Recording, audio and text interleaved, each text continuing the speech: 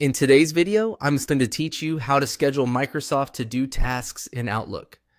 If you already use Microsoft To Do. To keep track of your responsibilities, this is a really practical way to turn those tasks into actual time on your calendar. Instead of just listing what needs to get done, you can reserve space in your day to work on it, which makes planning much easier and helps you stay realistic about your workload. To get started, open Outlook and go to the calendar view. This is the area where you can see your schedule laid out by day or week, and it's where you'll be placing your tasks. Make sure you're in the calendar section before moving on, since the next tools you need are built into this view. Once you're in calendar, look to the top right corner and click the My Day icon. This opens a side panel that gives you a quick view of what's on your agenda. It's a useful space because it brings together items you may want to plan without forcing you to leave your calendar screen.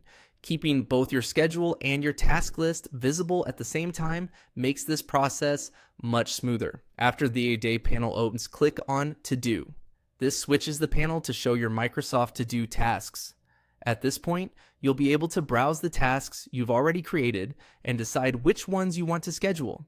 If your list is long, take a second to identify the task you want to work on first so the next part is quick and easy. Now find the task you want to schedule, then drag it directly onto your calendar grid to block out time for it. Drop it into the day and time slot where you want to work on it. This creates a time block in your calendar, helping you move from intention to action. It's especially helpful for focused work, since it gives that task a dedicated place in your schedule instead of leaving it as something you hope to get to later. As a simple tip, try placing tasks into time slots where you're most likely to have the energy and focus to complete them. That way, your calendar becomes more than just a list of appointments. It becomes a realistic plan for getting work done. And that's how to schedule Microsoft To Do tasks in Outlook.